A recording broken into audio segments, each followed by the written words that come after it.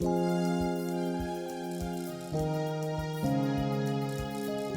have been given the power to decide. So we've been told that death and life are in the power of the tongue, and the tongue is what we have. So, throughout my childhood, I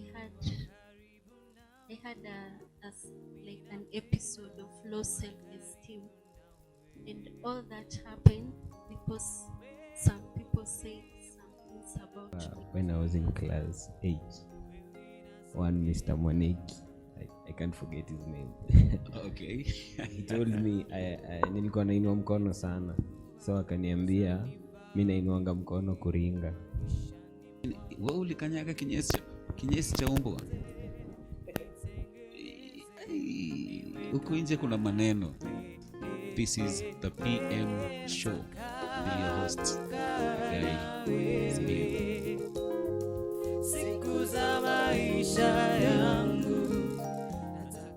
To our show, this is the PM show. I am your host Haggai, Simiyu. Today we are blessed to have brothers and sisters that are going to share with us. We have a topic we have named the power of words. We are talking about the power of words.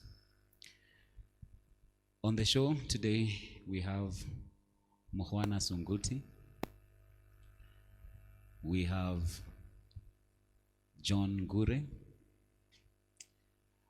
we also have our sister Joy Mora, and together with us, last but not least, we have Damaris Karanja. See, we appreciate our guests today.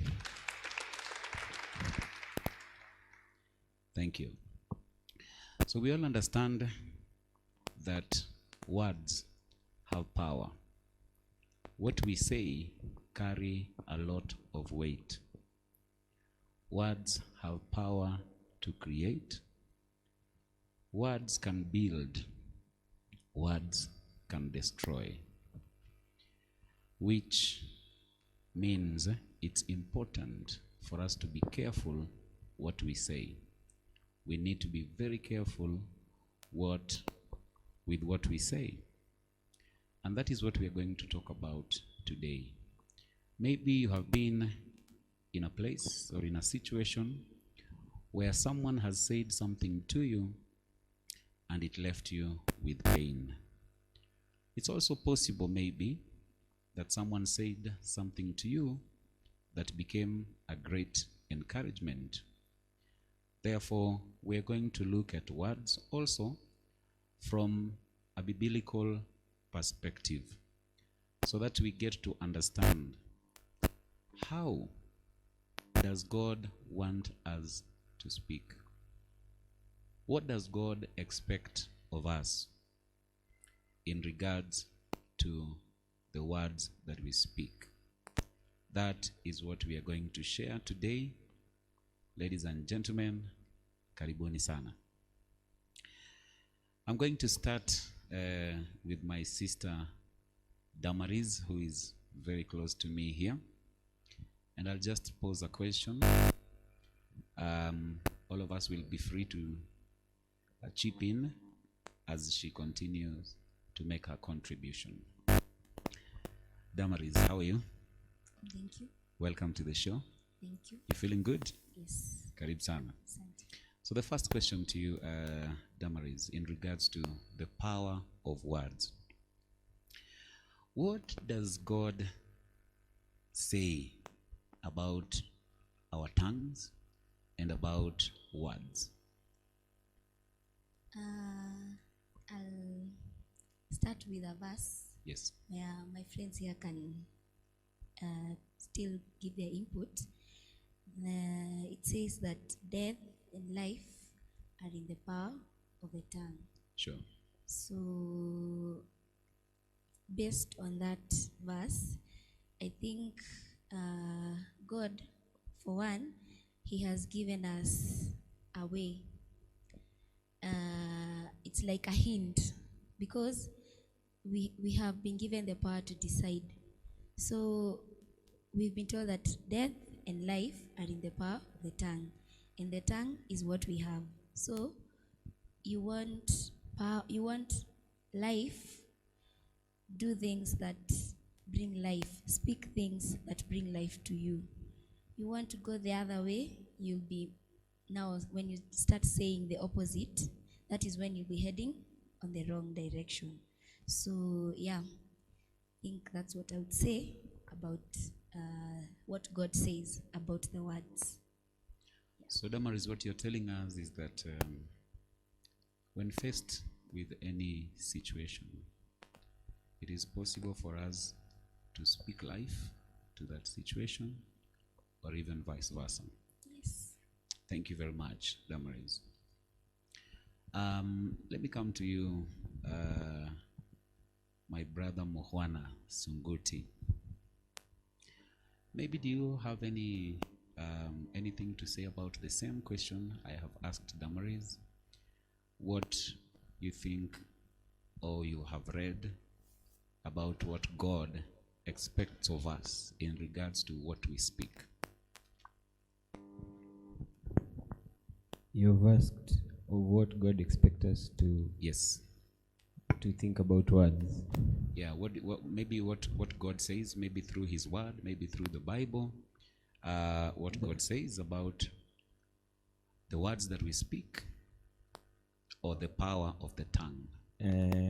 I'd say for the world to be in existence, God spoke, let there be, let there be. Sure. So I think that is enough energy to show what words can do.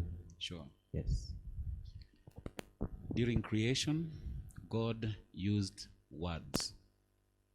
Everything that we see, they came into being because God spoke and things happened. So there is power in the words that we speak with what we say, because we have been told, even with our brother Edwin, that words have power to create. When you speak, you create. And if words can create, then one must be very careful with what he or she is saying. Because at the end of the day, those words are going to create something. Whether it's something that you're going to like or not, it is going to be created by what you have spoken. So does this mean that we really need to be careful with what we speak, my brother John? Yes, it is true that we are supposed to be very careful about what we speak, because the words that we speak, they have effect, either negative or positive. And God wants us to be really careful about what we say, because it can come back to us in a negative way, and also it can come back to us in a positive way. I will read a scripture in the book of James, chapter 3, verse 6, that says, "And the tongue is a fire, a world of iniquity." So it is the tongue among our members that defiles the whole body and sets on fire the course of nature, and it is set on fire of hell. So you see the effects of the tongue, and it is the tongue that speaks the words. And you can speak words that can ruin someone's dream, and you see, you can never take them back. So it is good to be careful about what we really say. That is right. That is right. Still talking about words and the power of words. I don't know how possible it is, my sister Joy, I don't know how possible it is for you to measure the words you are going to speak when you are angry, for example. Maybe something has annoyed you, something has happened, and it has hurt you, and you're forced to respond.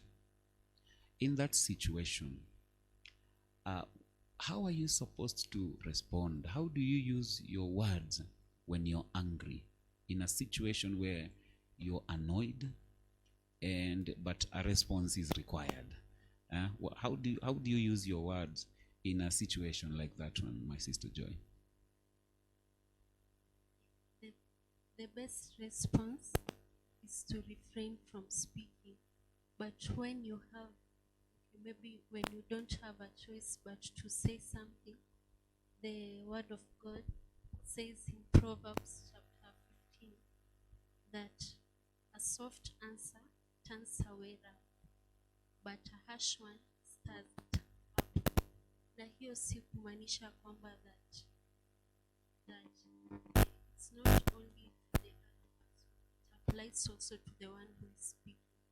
That if you say a soft answer, it will help to cool the anger within.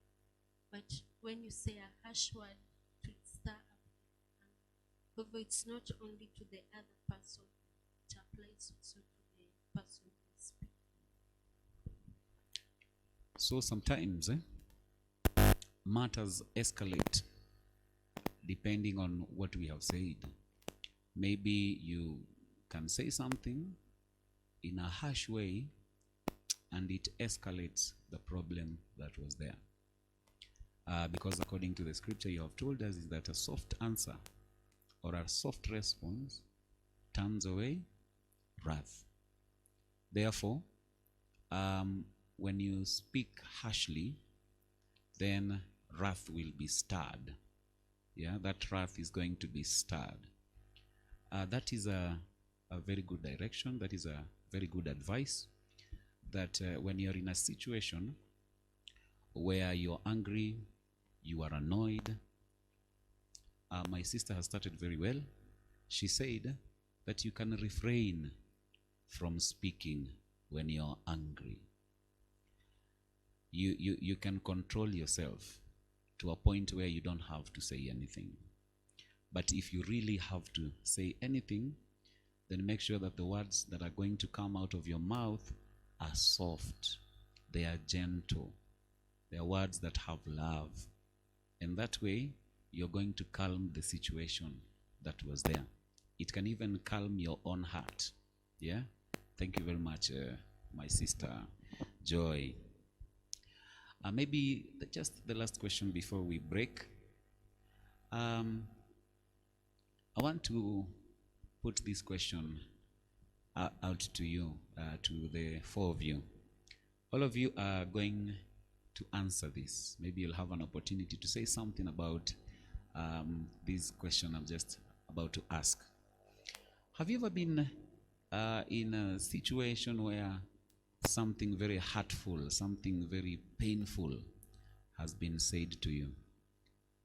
Someone spoke a word, someone made a statement that was very demoralizing, that was very discouraging, that was very painful maybe, and it left you so hurt, left you almost giving up.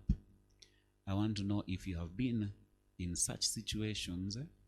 Tell us what happened and how did you go about it? What happened? Let me start with Damaris.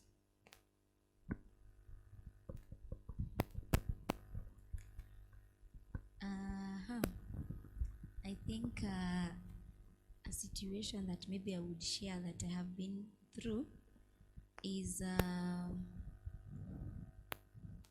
when we're in school and people know you are a Christian, and they tend to push you to the wall so that they can see what you will do. So at They're times, testing your faith. yes. At times, even maybe might say the lecturers maybe, because they know who you are. They want to, it's like, okay, I'm not judging, but at times, you know, when you look it at your on your side, you find that maybe you've taken some work to the lecturer to check, and they tell you it's not correct, you need to change again. When you look at others, their reaction, you're like, I think I should also niende na wao, nipige kelele, niseme venye umenizungusha. I have tried my best, but you're not seeing the effort, such kind of things, you know. But you remember that the more you keep on complaining, because that hurts you, the fact that you have put your best doing that maybe assignment or maybe project, but now you have been it's like sometimes the effort is not being seen. So there's that temptation of getting back to the lecturer maybe, but now you, just as Joy has said, you refrain. I think that advice on refraining, I have used it and it has worked. So that's a situation that I have gone through, and by using that act of refrain, I was able to overcome that. Yeah. You mean you have done, yani watu hawa appreciate. Yeah? Yani umefanya your best. You have given it your all. Still, you're not getting any appreciation. Na kuna hiyo pressure. You're wondering, what more can I do? What more can I give? So that I can get some appreciation. Yes. Na kuna hiyo pressure kwa life. There's so much pressure in life today. Pressure that is pushing people to say things to us. Watu wanatuambia vitu kwa sababu ya pressure fulani kwa hii life. Na si pressure haiko shule tu, kama vile Dama ameshare na sisi. Pressure is not just in school. Pressure is out here too. Watu wanakuwa pressured kwa sababu ya vitu different. Kuna mtu unapata amefikisha age, hajamari, kuna hiyo pressure. Watu, your age mates are married, why are you still single? So those kind of questions are out there. These words are being spoken to young people, to those that are not yet married. And obviously it leaves them pressured, it leaves them, you know, they don't know how to go about it. Yeah. So kuna hii pressure ambayo Sister Damaris has shared, and maybe we are going to get more of these situations as we hear from Joy and the rest of the guests that we have today. So Joy, share with Dama ametuambia kuna pressure ya shule, na tumeongezea pia tukasema kuna pressure zingine pia huko nje. So I'd like to know your situation. It doesn't have to be about pressure, but what is it that was said to you na ikakuhurt mbaya sana, Joy? Okay. I would say that throughout my childhood, I had like an episode of low self-esteem, and all that happened because some people said some things about me. Maybe they said some hurting words. I remember, hurting words, lies, and that's what maybe people say, and the enemy uses lies maybe through people. And through my childhood, I had that people speaking negative words, and they really injured my soul. But now, I thank God, because the only way you can conquer negative words is by positive words. Like sahi, if you expose yourself maybe to some negative situations, the only thing that will correct that is another positive situation. So the same way, negative words zilikuwa zimeniinjure sana, but when I met God, I met Jesus, and also I met a loving family through this team, and it reversed the negative words. Wow, wow, wow. Words zinaweza fanya mtu akuwe na low esteem. Zinakushusha kabisa. I hear that, I hear that. Let me hear from you, my brother John. Ni nini uliambiwa maybe? Maybe at some point uliambiwa kitu na mtu ikakuacha na maumivu kidogo. Maybe share with us. Yeah, I would share perhaps a situation in the past where some time back I was just going up and about looking for work, and I stopped by a site. My friends were there, they were working there, and it was about 11 a.m. and this friend of mine, or I would say a co-worker, he really spoke some meaningful words to me, and like he asked in Swahili, kwani umekanyanga kinyesi cha umbwa ndio maana hujapata kazi? Hii kinyesi cha umbwa, what does it imply? What does it mean? It means like kwani he wanted to mean like kwani are you cast? Oh, you see, okay. Kwani umekanyanga kinyesi cha umbwa Ndio upatangi kazi. ndio maana upatangi kazi. You know, sometimes you can't do much but just be hurt and recover. Later on, the word of God has been really speaking to my heart, been listening to the servants of God and people sharing their experiences, you know, like people have spoken negative words to them and they have recovered from it. So hearing those testimonies from other people, from friends, and being around people who are speaking positive things and giving me hope has helped me to recover from those kind of hurtful words. They never stop. Words will never stop coming. Hurtful words will continue to be spoken. It is for us to develop shock absorbers so that even when they come, we will be able to stand and still be who God wants us to be. Hai. Wewe ulikanyaga kinyesi cha umbwa. Huko nje kuna maneno. People are being told very heavy words. People are receiving very heavy statements. Kama hiyo sasa my brother has shared here. Ameulizwa kwani are you cast? Mbona wewe upatangi kazi? And that's painful. That's very painful. Let me hear from my brother Sunguti. Please share with us.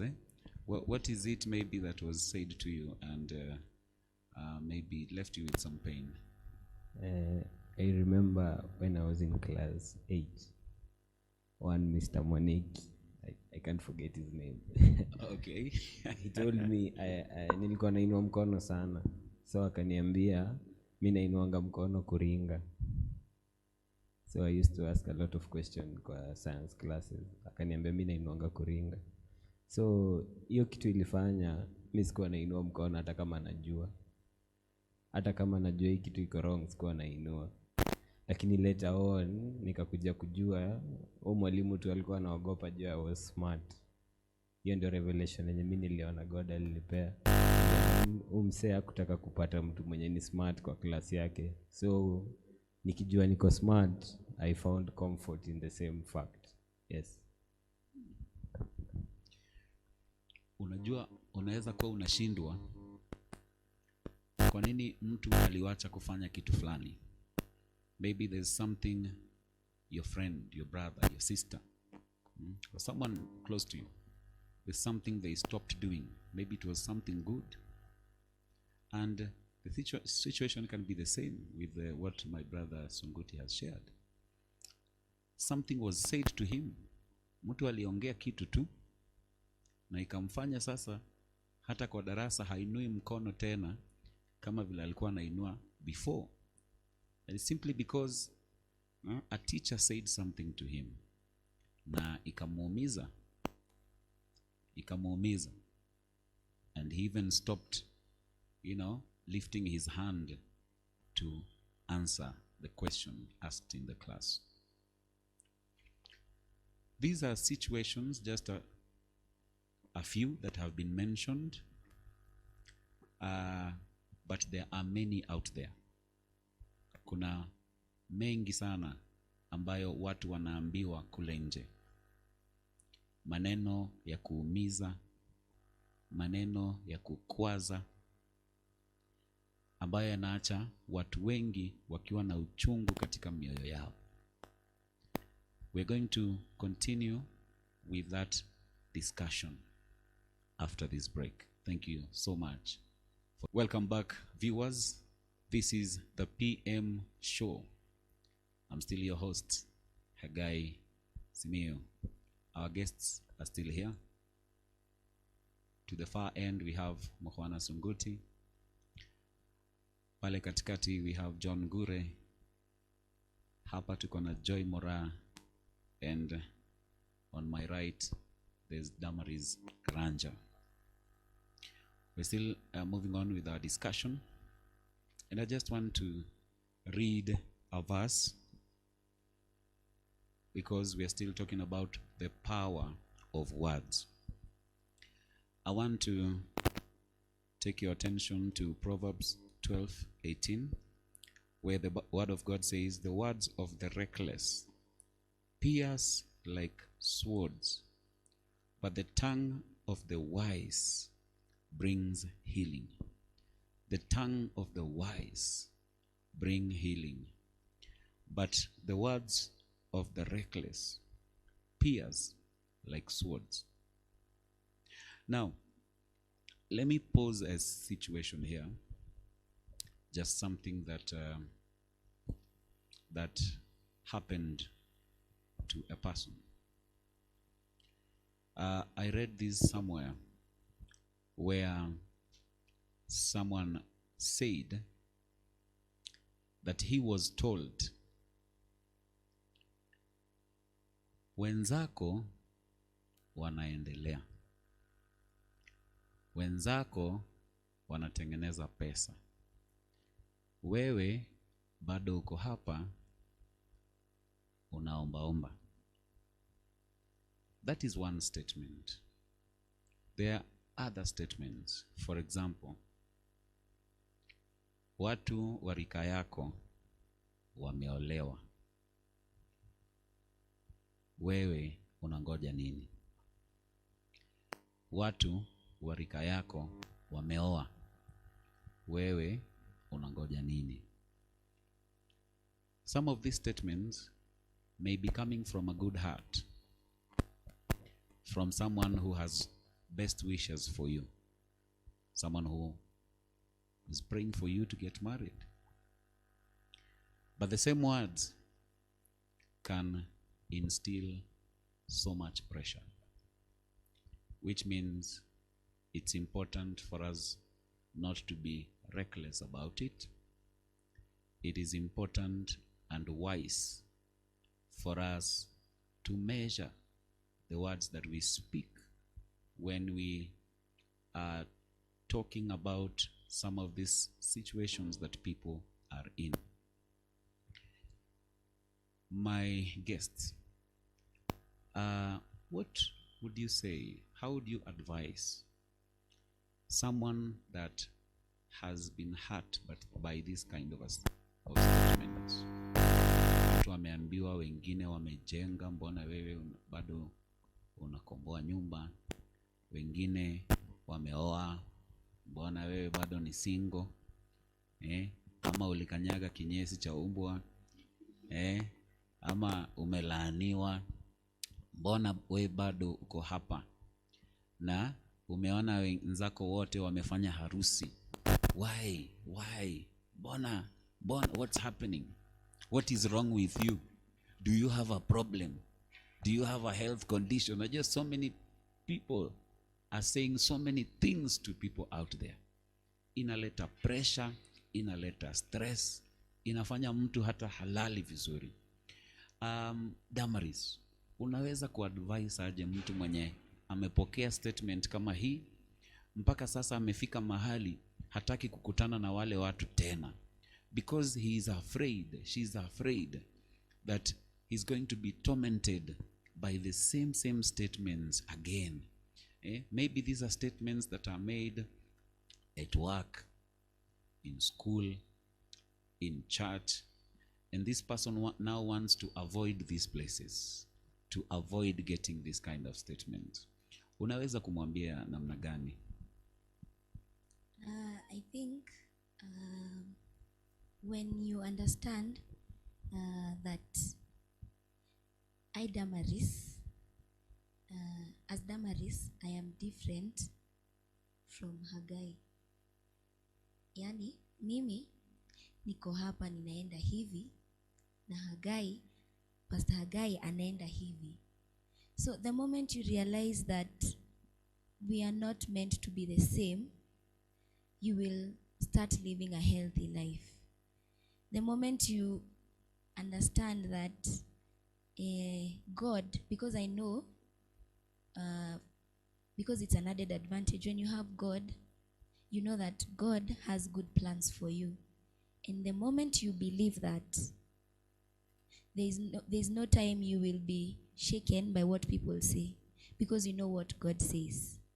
And then something else that I think might increase stress is maybe watu wamesema mimi nimekaa sana, sijafanya hii kitu na watu wa rika yangu wamefanya.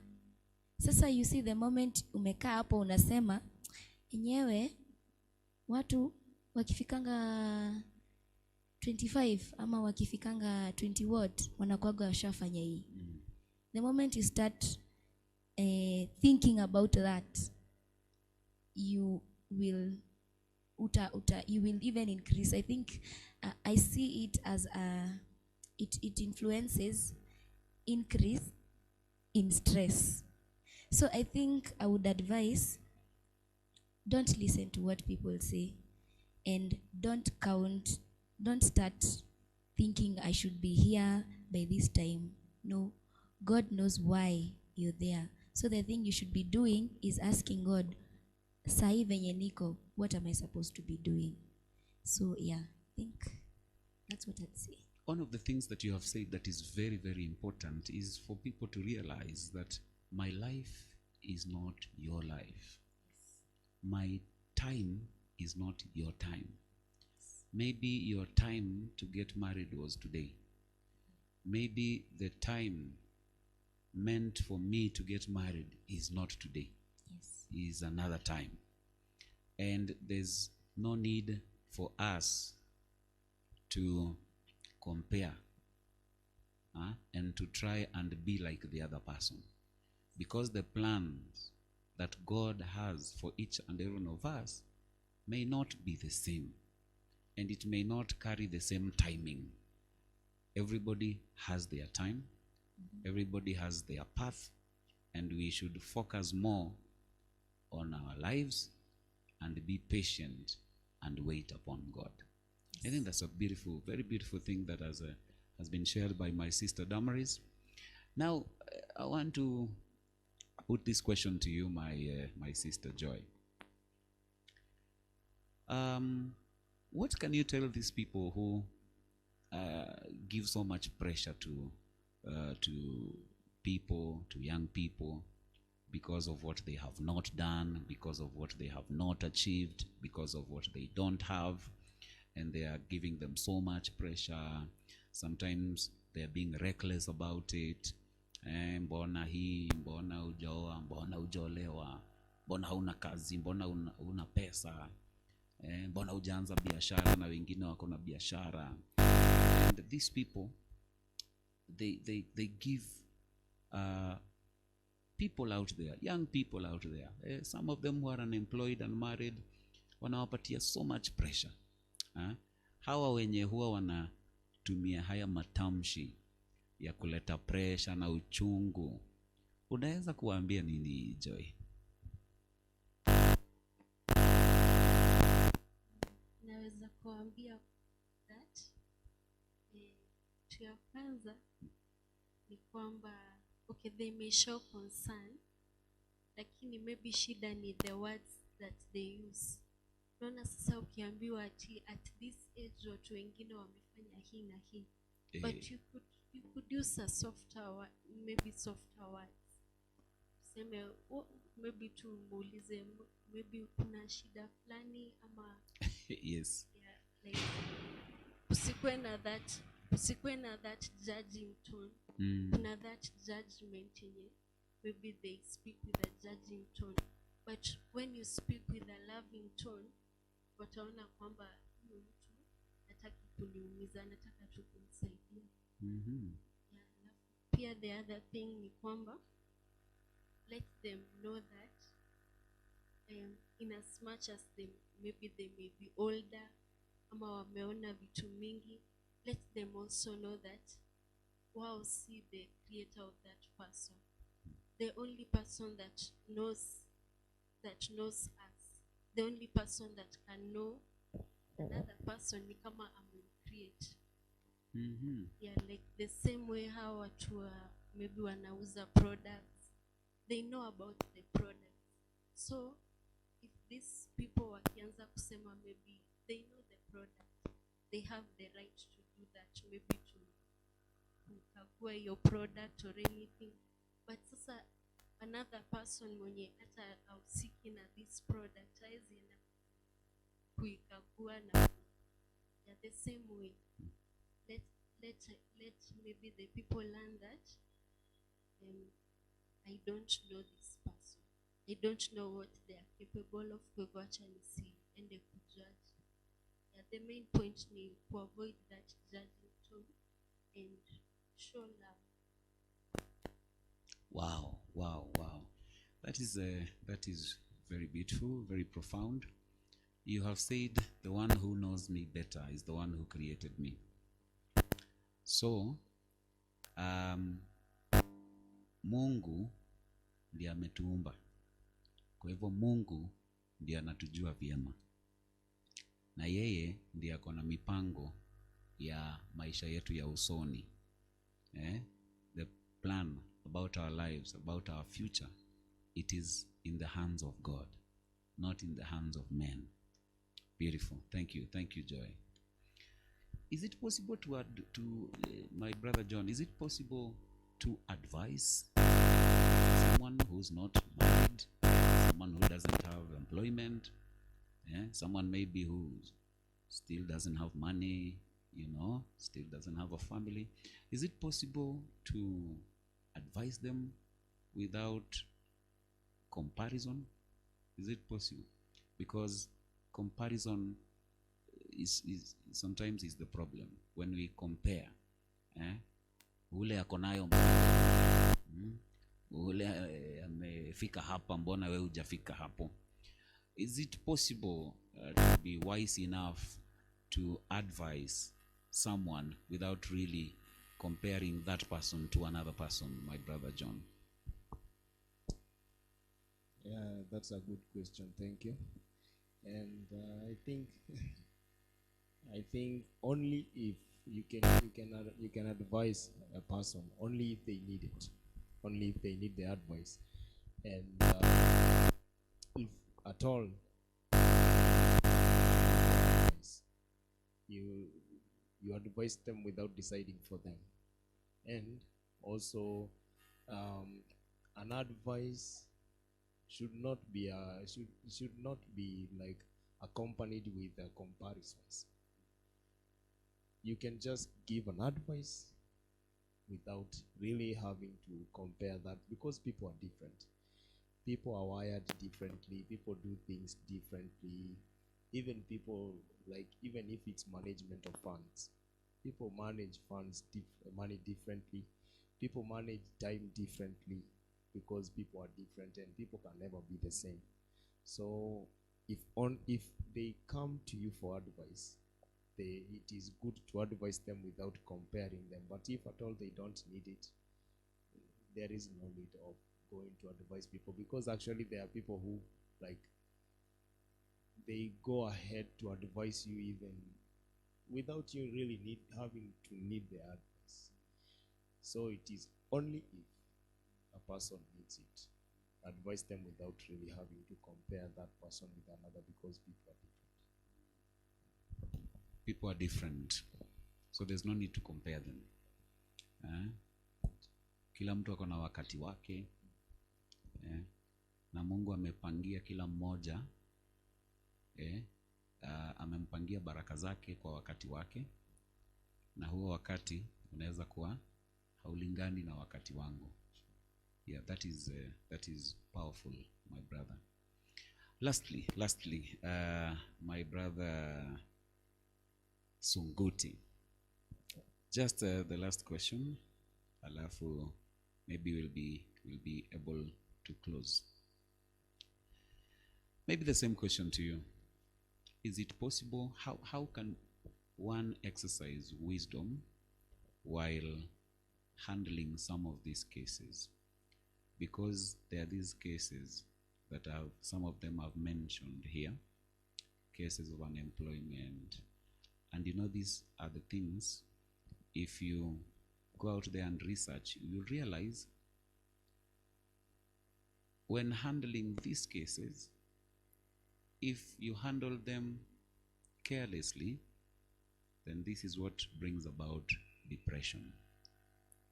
This is what causes depression in the lives of many people out there, in the lives of the young people, simply because this person maybe has a condition, maybe is in a certain state in life. Maybe you mishandled his status, maybe you mishandled his condition. Labda ni mtu hajaoa, labda ni mtu hajaolewa, labda ni mtu hana kazi bado, hana mapato kwa sasa, maybe anategemea msaada mahali fulani, na wewe ukapata nafasi ya kumuongelesha, but you are not very careful about it. So you said something that didn't go so well with that person.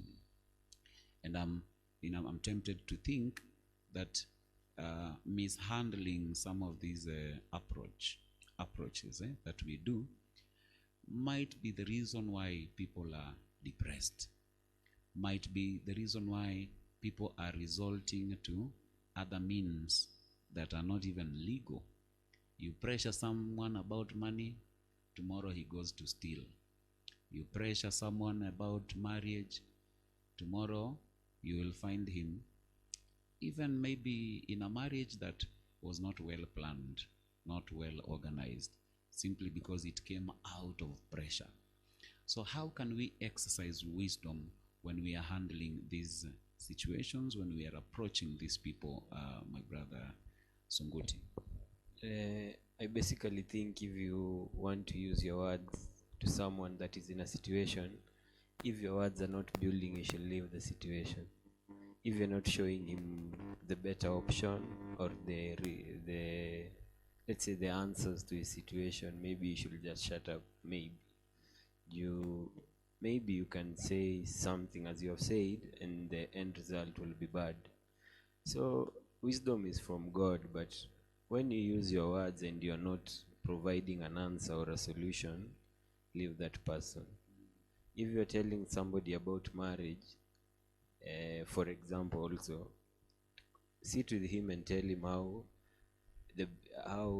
the wedding can be big now that it's coming, as in kwa miaka yake ya mwisho. Sit with him and tell him how our family is good, not tell him how his age is. Unaelewa? If you're telling somebody about a job, tell him about the opportunities that are available in the market. Don't tell him about his friends ati wako na kazi, wako na nini. Wewe mwambie hakuna mtu anauza njugu huku. So yes, asante. Beautiful, beautiful, beautiful. I like it. I like it. This is how we're going to close this. I just want to share something small with our viewers in agreement with what has been shared by the guests that we have on the show today. People are dealing with things, so many different things. Some people that have these situations, these conditions, some of them are not proud of them. Some of them did not want that situation. They did not want that condition. Some of these things happened. They found themselves in those kind of situations, in that kind of a circumstance. And the challenge is to us. We are the ones who need to be careful in the way that we handle these people. Huyu mtu ambaye hajaingia bado kwa ndoa, ni vyema maybe kama hauna kabisa jambo la kuweza kumsaidia, then si lazima sana ujihusishe na hilo jambo. Lakini kama itabidi ujihusishe na hali ya huyo ndugu ama huyo dada, hakikisha ya kwamba unatumia hekima wakati ambapo you approach that situation, when you approach that person. And marriage is just one example, but there are so many other things out there. There are people who are also struggling with alcoholism. How you handle that person, the words that you are going to use are going to determine whether that person is going to change or that person you're going to leave him or her even worse. So we need to be careful with the words we speak. These words can leave a situation better. These words can leave that situation even worse. So we all need to be very careful. We all need to exercise wisdom, because at the end of the day, the goal, the idea is to help. The idea is not to condemn. Our plan, when we are approaching these people, I don't think what we plan is to go and condemn those people. Our desire is to go and help. Therefore, let's be careful, because words have power. Words create. Ukiambia mtu wewe, mbona wewe unashinda kwa pombe, this person will not see love in your words. This person will not feel the love.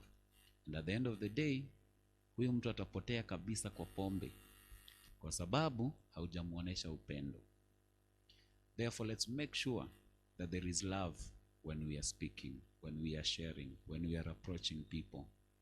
Make sure there's love. Make sure there is wisdom. Na Mungu anaweza kutupatia hekima. Because the word of God has told us today in Proverbs 12 that reckless words, they pierce like sword, like a sword. But wise words, words that are wise, they build. Therefore, let us be careful with what we say. Words have power. This has been the PM show. We are grateful to all of you for watching. Thank you so much for spending time together with us. We hope that you have learned something. We want to thank the guests for being together with us on the show today. Thank you so much, Muhwana. Thank you, Ngure. Thank you, Joy and Damaris. Let's appreciate the guests, tafadhali. Let's appreciate them. Asante sana. And to all of you viewers, be sure to catch us next time on the PM show. Thank you so much for being with us. God bless you. Have a good time.